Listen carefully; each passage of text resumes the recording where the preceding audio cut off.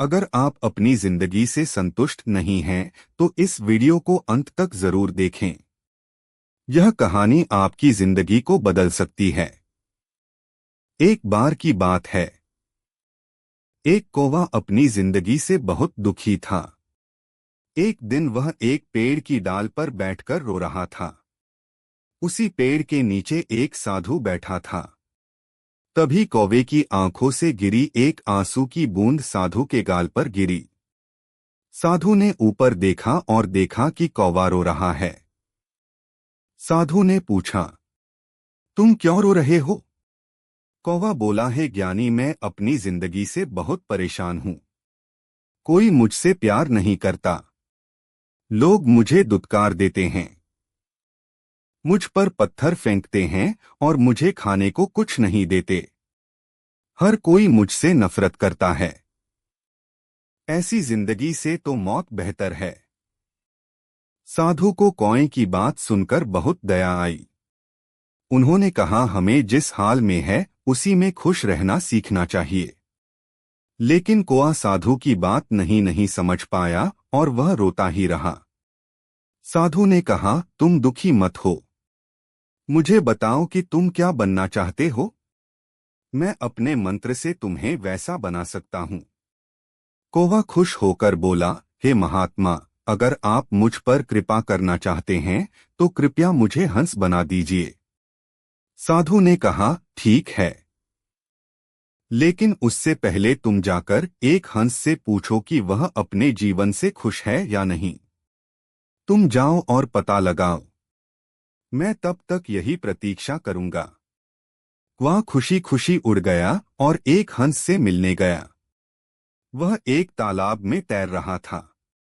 वह हंस के पास गया और बोला, तुम कितने सुंदर हो। तुम दूध जैसे सफेद हो।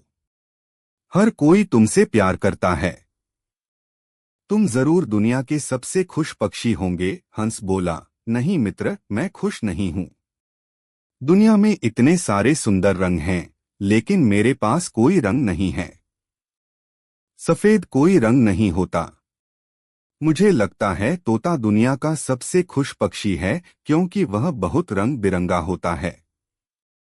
यह सुनकर कौवा उड़ गया और तोते से मिलने गया। कौवा बोला, हे तोते, तुम कितने सुंदर और रंगीन हो। तुम जरूर सबसे खुश पक्षी होगे। तोता बोला, नहीं मित्र, मैं खुश नहीं हूं। लोग मुझे पिंजरे में बंद कर लेते हैं। मैं हमेशा डर में जीता हूं कि कोई मुझे पकड़कर कैद कर लेगा।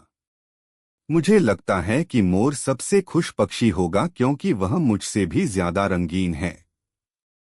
यह सुनकर कौवा मोर की तलाश में उड़ गया। वहां सैकड़ों लोग मोर को देखने आए थे। जब लोग चले गए तो कौवा मोर के पास गया और बोला, प्रिय मोर, तुम कितने सुंदर हो। हजारों लोग तुम्हें देखने आते हैं। मुझे देखते ही लोग भगा देते हैं। मुझे लगता है तुम धरती पर सबसे खुश पक्षी हो।